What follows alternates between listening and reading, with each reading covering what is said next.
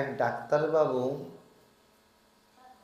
এক বৈষ্ণব ঠাকুর যে বলছে, ডাক্তার তুমি তো হাড়ের ডাক্তার, হাড় ভেঙে গেলে জোড়া দাও, অর্থোপেডিক্সের ডক্টর।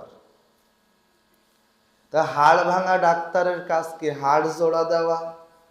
তো সাধু যে বলছে আমার মন ভেঙে গিয়েছে, তুমি আমার মনটা জোড়া দিয়ে দাও। ডাক্তার বলছে তোমার মন জোড়া দিতে গেলে কোনো মন্দিরে যাও, না হলে কোনো মসজিদে যাও, না হলে কোনো প্যাগোডায় যাও, গির্জায় যাও। আমার চেম্বারে ঔষধ আছে হাড় জোড়া দেওয়া, মন জোড়া দেওয়ার ঔষধ আমার হাসপাতালে নেই। তো যখন ডাক্তার বাবু বলেছে, ওই বৈষ্ণব ঠাকুর ডাক্তারকে বলছে, তুমি কখনো চিন্তা করেছো তোমার মনটা ভেঙে গিয়েছে, তোমার মনটা জোড়া দিয়েছো কিনা? ডাক্তার বাবুকে বলছে, শোনো, আর সন্ধ্যায় জগন্নাথ মন্দিরে সাধু সঙ্গ হবে, পারলে একবার এসো। যখন বলেছে, ডাক্তার বাবু 8টা পর্যন্ত চেম্বার করে। সাধুর কথাটা তার গায়ে লাগছে বড়। তো যখন গায়ে লাগলো, ডাক্তার বাবু বলছে, আর সন্ধ্যাবেলা তাহলে আমি মন্দিরে যাব। তো যখন সন্ধ্যাবেলা মন্দিরে যাবে, আজকে 8টার চেম্বার 6টাই বন্ধ করে দিল। 6টাই বন্ধ করে দিয়ে মন্দিরে সন্ধ্যা আরতি হচ্ছে। ডাক্তারবাবু যে ওই মন্দিরের সন্ধ্যা আরতিকে দর্শন করছেন।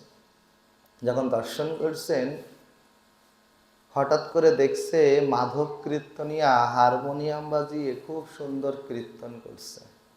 তো যে কখনো সাধুর সঙ্গে আসেনি, হরিবাসরে আসেনি, সে কি হরিবাসরের মর্ম বুঝবে? ডাক্তারবাবু ভগবানের আরতি দর্শন করা, আরতিকে দর্শন দেখতে দেখতে ওই মাদক কীর্তনিয়ার কীর্তনের প্রতি তার লোভ জেগেছে, যে এতদিন তো ডাক্তারি করলাম, আমি একবার যদি কীর্তন করতে পারতাম। তো যখন কীর্তন করবার প্রয়াস জেগেছে, আজকে মাধব কীর্তনিয়া সাধুর গুণ হলো এই, ওহে বৈষ্ণব ঠাকুর দয়ার সাগর, এ দাসে করুণা করি, তুমি দিয়ে পদ ছায়া সদ হে আমারে। কি করবে? দিয়েও পদ ছায়া। কি করতে হবে? আমার 6 বেগকে দমন করো, আমার 6 বেগ দমি 6 দোষ শোধি। আমার যে লোভ লালসা কাম কামনায় জ্বলে পুড়ে মরলাম, ওহে সাধু, ওহে বৈষ্ণব, এবার তব চরণে এসেছি, কৃপা করে করুণা করে আমার 6 দোষ থেকে মুক্ত করো। হরি বল।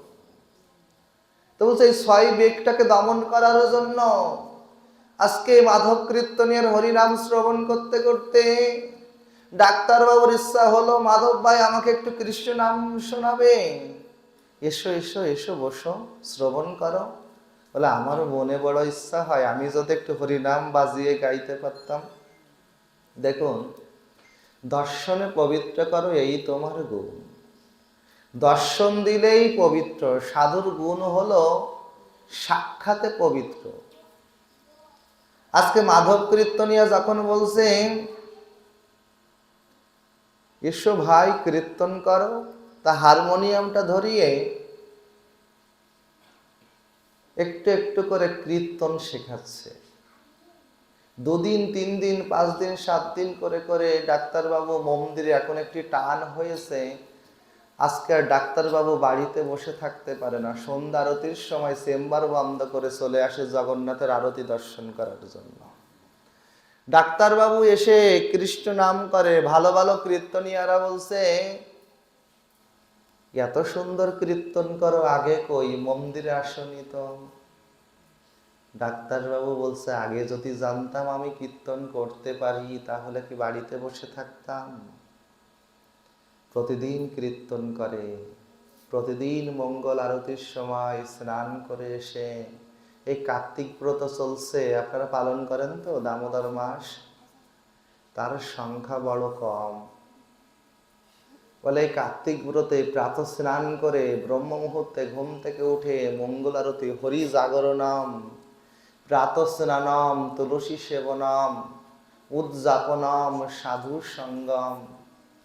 বলে সাধুর সঙ্গ, তুলসী ভক্তি মহারানীর সেবা, আরতি কীর্তন। এই কার্তিক ব্রতে ব্রহ্ম মুহূর্তে স্নান করে উঠে ভগবানকে জাগিয়ে মঙ্গল আরতিতে, প্রভু এসো প্রভু আমার ঘরে আলো করে, তোমার ওই ভুবন মঙ্গল রূপখানা দর্শন করি। এসো প্রভু কৃপা করে করুণা করে আমার ঘরে এসো।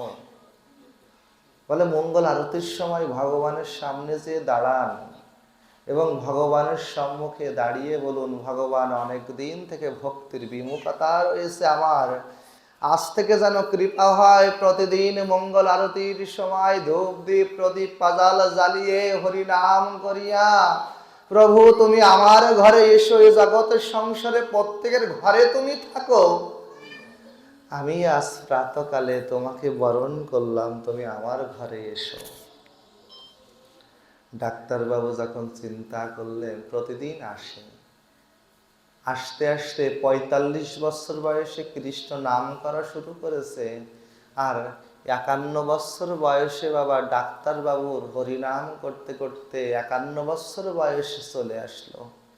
আজ ৫১ বছর বয়সে ডাক্তারের এমন একটি রোগগ্রস্ত হয়েছে, ডাক্তারের ব্লাড ক্যান্সার ধরা পড়েছে।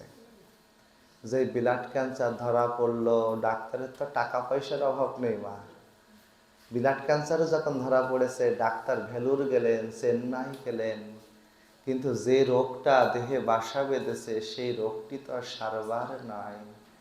ডাক্তারবাবু আজকে হাসপাতালের বিছানার পরে শরীরে কেমো দেয়, আর মনে মনে চিন্তা করে, জগন্নাথ আবার যদি তোমাকে দর্শন করতে পারতাম, আবার তোমার চরণে স্পর্শ করে যদি একবার তোমার চরণে প্রণাম করতে পারতাম, জগন্নাথ আবার যদি তোমার ভক্তের সঙ্গ করতে পারতাম, আবার যদি আমার ইচ্ছা হয় মঙ্গল আরতির বাতিগুলো নিয়ে তোমাকে আবার আমি আরতি দেখাতে পারতাম।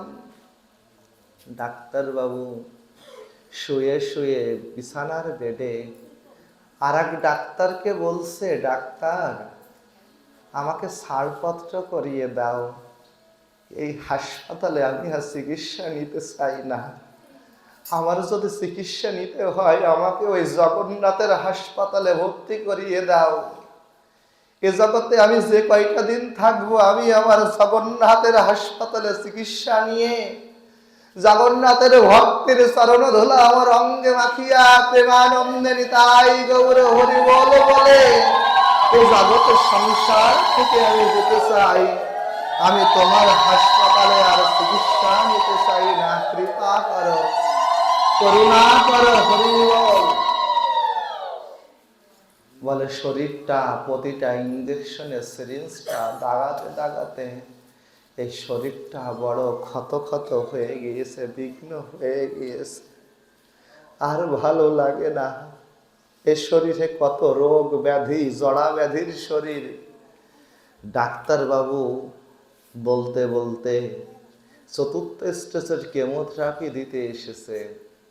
ডাক্তারের চরণে পড়ে বলছে, ভাই তুমি তো ডাক্তার, তোমার কাছে আমার আর চাওয়ার কিছু নেই, যদি পারো আমাকে ছাড়পত্র করে দাও, আমার শরীরটা চলে যাচ্ছে, আমার এই শরীরের প্রতিটা রক্তবিন্দু আজকে রক্তে পোকা ধরেছে, আমার এই শরীরটার ভালো হওয়ার নয়। আমি নিজে ডাক্তার, রিপোর্টগুলোকে তাকিয়ে তাকিয়ে দেখছি, আমার মনে হয় এর থেকে আর মুক্তি হবে না, আমার রক্তে পোকা ধরেছে, প্রভু আমাকে তুমি মুক্ত দাও।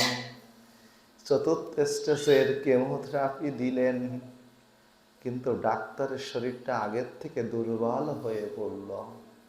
খাই যদি কৃষ্ণ নামামৃত পানে, খাই যদি কৃষ্ণ প্রসাদ বিনে, তবুও ভক্তের দুর্বল জীবন। যেজন ভক্ত হয়েছে তারও মনে ইচ্ছা থাকে, যাই আমি একটু মন্দিরে যাই, যাই আমি একটু ভগবানের প্রসাদ পাই। যে ভগবানের ভক্ত হয়েছে, যাই ভগবান তুমি কিসে সুখ পাও, যাই অন্তত একখানা মালা তৈরি করে দুটো তুলসী পত্র ওম গোবিন্দাই নমঃ বলে ভগবানের স্মরণে দিয়ে আসি। বলে এই সঙ্গে আসবার জন্য, ভাগবতে আসবার জন্য কিছু নিয়ে আসতে হয়, যেটি ভগবান বৈতরণীর পার ঘাটায় আমাকে কোলে করে পার করিয়ে দেবেন। সেদিন আমি কোন ধানে ধনী তুমি, মণিকে না মানো তুমি। তোমার কোন ধন রয়েছে যে ধন দিয়ে তুমি গোবিন্দ সেবাই দিতে পারো? বলে আমার তো কোনো ধন নেই প্রভু, দেব কি? আজ কিছু আনতে পারিনি প্রভু, শুধু তোমার চরণে একবার প্রণাম করে গেলাম। আবার যদি সুযোগ দাও প্রভু। রোহিদাস বলেছিল, প্রভু দুটো জুতা যেদিন তৈরি করি, একটি জুতা বিক্রি করে তোমার সেবা দেয়। প্রভু আজকে একটা জুতাও তৈরি করতে পারিনি প্রভু, তোমার সেবা দেব কি করে প্রভু? আমাকে তুমি কৃপা করো, আমাকে তুমি ক্ষমা করো প্রভু। কাল যেন আবার জুতা তৈরি করে তোমার সেবা দিতে পারি। ওমা, ভাগবত কথা এই পাঠ টাকা থাকলে হয় না, টাকা থাকলে হয় না। আপনার ধন রয়েছে, সেই ধনটা কোন কাজে ব্যয় করবেন? বছরে এত এত শুধু নিজের জাগতিক মোহ মায়ার জন্য, লালসার জন্য মরলাম। আপনার ধন থেকে কিঞ্চিত ভগবানের সেবায় যুক্ত করুন, যুক্ত করুন। ডাক্তার ভাইকে আবার ছাড়পত্র করিয়ে দিলেন। ডাক্তার এসে জগন্নাথের বারান্দায় ভর্তি হলেন। যে ডাক্তার সারা জীবন ডাক্তারি করেছে, সেই ডাক্তার আজকে এসে মন্দিরের দরজায় দাঁড়িয়েছে। যত ভক্ত আসে তাদের চরণ দুখানা জল দিয়ে ধৌত করে আর বলে, ওহে সাধু, কৃপা করে করুণা করে আমাকে একবার আশীর্বাদ করো। এ জন্মে ৪৫ বৎসর লেগে গিয়েছে হরিনাম করতে। আগত জন্মে আবার যদি আসি, আমি যেন জন্ম থেকেই হরিবল বলতে পারি, জন্ম থেকেই যেন সাধুর সঙ্গ ধরতে পারি, জন্ম থেকেই যেন সাধু গুরু বৈষ্ণবের চরণে আমি এই মিনতি করি প্রভু। এই জীবন নয়, জনমে জনমে যে যে সঙ্গে আমাকে দাও না কেন, অন্তত যেন হরি নাম বদনে গাইতে পারি। ডাক্তার বাবু যত ভক্ত আসে তাদের চরণ ধৌত করে দেয় নয়ন জলে। ডাক্তার বাবু প্রতিদিন তুলসী পাতায় চন্দন মাখিয়ে জগন্নাথে নিবেদন করে। যে ডাক্তার বাবু অখাদ্য কুখাদ্য গ্রহণ করত, সেই ডাক্তার বাবু আজ ভগবানের জন্য রান্না করে। মা, ভগবানের জন্য রান্না করে তুলসী পত্র দিয়ে ভগবানকে নিবেদন করে। ভগবানকে নিবেদন করে ওই নিবেদিত প্রসাদ পায়। একে একে একে একে একে একে ডাক্তার বাবুর শরীরটা থেকে রক্তগুলো নষ্ট হয়ে পুজো হয়ে পড়ছে। আর প্রতিদিন জগন্নাথকে বলে, জগন্নাথ আমার এই দেহটা নষ্ট হয়ে গিয়েছে, এই দেহ দিয়ে তোমার সেবা হয় না প্রভু। নবদ্বীপে চাপাল গোপাল, কেশব কাশ্মীর, তারাও তো মহাপ্রভুর চরণে পড়তে চায়নি। চাপাল গোপালের যেদিন মদ মাংস রেখে এসেছিল হরিনাম বন্ধ করবে বলে, সেদিন তো কুষ্ঠ জরা ব্যাধিতে মরে গিয়েছিল। ওই পচা দেহ নিয়ে আমার মায়ের সেবা করতে পারিনি। কিন্তু ভগবান হলো করুণার ঠাকুর, আমার গোবিন্দ হলো প্রেমের ঠাকুর, আমার গোপাল কানাইয়া হলো বন্ধু, পরম বন্ধু। এই প্রেমের ঠাকুর, এই পরম বন্ধুর চরণে যদি কেউ আশ্রয় করতে পারে, ভাগবত বললেন ন অন্য প্লাবন ভাগবত পুরুষোত্তমস্য। প্লাবন শব্দের অর্থ কি? বন্যা। বলে কোন গ্রামে যদি বন্যা আসে, বন্যার জলে প্লাবিত হয়, ওই বন্যার জলে ওই গ্রামের আগে কি ভেসে যায় বাবা? ওই গ্রামে যদি ময়লার স্তূপ থাকে, ময়লার স্তূপ ভেসে যায় আগে।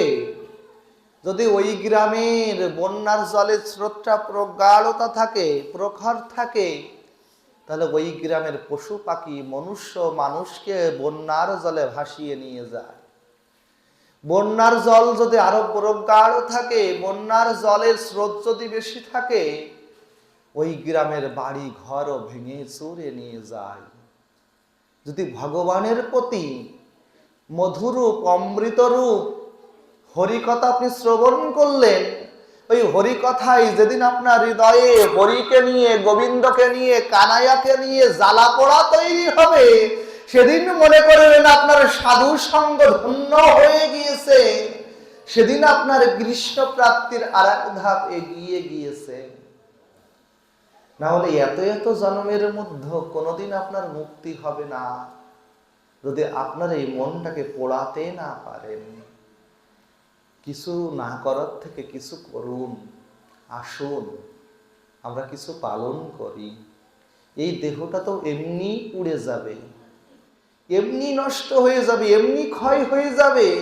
না চাইতেও এ দেহে কত ডায়াবেটিস, কোলেস্ট্রল, গ্যাস্ট্রিক রোগ কি কেউ চেয়ে এনেছে বাবা? আনিছে আমরা? বলে দেহটাই তো রোগ ভরা। স্বরূপ দামোদরকে মহাপ্রভু বলেছিল, এ জীব অনাদিকাল কৃষ্ণ বহির্মুখ, মায়া তাই তাকে দেয় সংসার সমদুখ। বলে সংসারটাই তো একটা দুঃখ, এখানে জড়া ব্যাধিতে আমরা মরছি, বলে ওই জড়াটাই আমার দুঃখ না গো, এখানে সংসারটাই দুঃখ। যে জীব সংসারে এসেছে সেই কৃষ্ণ বলার থেকে ভুলে তো বৃক্ষ সম হয়েছে। হরি বল। বলে অনেক জীবন আপনার আমার জন্ম হয়েছে, ডাক্তার বাবুর মতো যে কখনো সাধু সঙ্গ করেনি, তার যাওয়ার বেলা শেষ জীবনটা জগন্নাথ মন্দিরে কাটিয়ে দিলেন। জগন্নাথের নিত্য প্রসাদ পেয়ে যার বেঁচে থাকার কথা ছিল 3 মাস বাবা, সে পরবর্তীতে 30 বছর বেঁচে গিয়েছেন জগন্নাথের প্রসাদ খেয়ে। এখনো সাক্ষাৎ উদাহরণ আছে আমাদের শ্রীধাম বৃন্দাবনে প্রাতঃস্মরণীয় প্রেমানন্দ দাস বাবাজি মহারাজ, যার 2টো কিডনি নষ্ট 2006 সাল থেকে। একটা কিডনির নাম রেখেছে রাধা, আর একটা কিডনির নাম রেখেছে কৃষ্ণ। তা শিষ্যরা ভক্তরা বলে, বাবা আমি টাকা দিচ্ছি, তুমি তোমার কিডনি একটা অন্তত ট্রান্সফার করো। বাবা বলে কি জানো, যার নাম রাধা রাখলাম, যার নাম কৃষ্ণ রাখলাম, তাকে কি বাদ দিতে পারি? এ শরীর তো নষ্ট হয়ে যাবে, তাই আমার এই দেহ থেকে শরীর তো নষ্ট হয়ে যাবে, আমার আত্মাটাকে আমি বাঁচিয়ে রাখি, আমার আত্মা দিয়ে, আমার জিহ্বা দিয়ে যেন হরিবোল বলতে পারে। এই কিছুদিন আগে একবার অসুস্থ হলেন, এতদিন তার কি ডায়ালিসিস করা লাগেনি। এই 30 বছর কিডনি নষ্ট হয়ে গিয়েছে 2টো, কিন্তু তার ডায়ালিসিস করা লাগেনি। ওই প্রেমানন্দ বাবাজি মহারাজকে দর্শন করার জন্য কত ভক্ত রাত 2-3টের সময়, যারা ফেসবুক ইউটিউব চালান দেখবেন, এই যে তিলক দেয় সমগ্র কপাল জুড়ে, রাত 2-3টের সময় এক পলক খালি দর্শন করার জন্য কত ভক্ত মালা নিয়ে, ফুল নিয়ে সিজে বসে থাকে। যদি আমার দিকে একবার দৃষ্টি দেয় সাধু, আমাকে যদি একবার দর্শন করে, আমি যদি একবার সাধুর চরণে প্রণাম করতে পারি, তাহলেই আমার মুক্তি হয়ে যাবে। হরি বল, নিতাই গৌর প্রেমানন্দে হরি বল। বলে একবার যদি দৃষ্টি দেয়, সাধুর কৃপায় এমন, ওই একবার দৃষ্টিতে আপনার মুক্তি হয়ে যায়।